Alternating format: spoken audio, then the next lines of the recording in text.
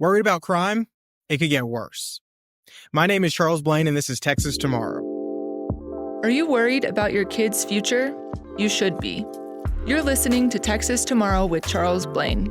Join Charles as he talks about the people and issues that are affecting you and your family at the local level of government. Police departments across the country are understaffed. Some outlets are calling it a hiring crisis. Officer resignations were 47% higher in 2022 than in 2019. During that same time, retirements were up 19%. Coupled with the mass exodus, you have fewer young people wanting to be cops at all. This is leading to communities struggling to hire, agencies lowering the requirements, and cases going uninvestigated. Earlier this year, the Houston Police Department announced that 264,000 cases went uninvestigated because of a lack of manpower. The city estimates they're short about 2,000 cops. Fort Bend County has a 13% vacancy rate for officers, or about 131 open positions. Austin Police, they were struggling to hire 350 positions, and a survey of 32 agencies in Central Texas found that half have struggled to get applicants. And the Travis County Sheriff said that she's only getting 1 or 2 applications, and at one point last year had a 35% vacancy rate. All of this leads to increased crime. An increased reliance on unreliable technology to fill the gap comes with that, and issues in our county jails as well. Sheriff's deputies staff our county jails, and we're seeing more in-custody deaths and assaults on our officers because of the inmates outnumbering the guards. And the problem seems to only be getting worse. Many cities have tighter budgets than in years past, and they also have mounting unfunded debt burdens, much of which consists of pension costs. So for cities looking to add new officers, they have to account for the hiring costs, possible incentives, and then long-term benefits that come with that.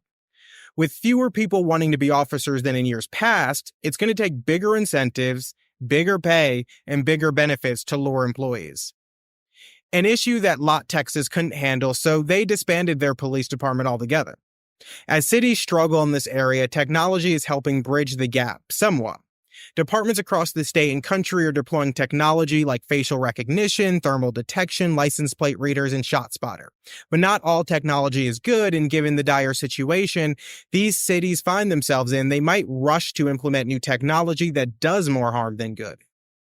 San Antonio, for instance, launched ShotSpotter a few years ago. This program is a gunfire detection system that alerts officers when shots are fired in certain areas. The problem is about 80% of the time that the system alerted police, they couldn't find evidence of a shooting in the area at all. They spent more than $500,000 before cutting its funding, and ultimately their ShotSpotter only led to 4 arrests. Similarly, Houston's ShotSpotter program cost $3.5 million, and it was recently stopped because it was inefficient. As new problems arise, we ask officers to do more and more, but we simply don't have enough to match the needs of our communities.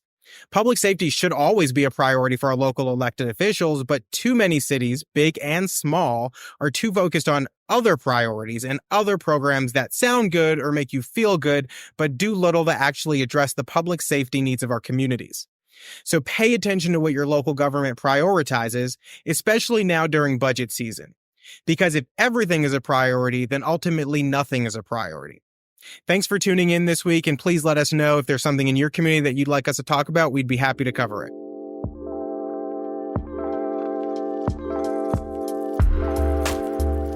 So I hope you took something away from this, and if you did, make sure you tell a friend, a family member, share it on Facebook, Twitter, Instagram, wherever you see fit, and make sure you tune in for next week's episode of Texas Tomorrow.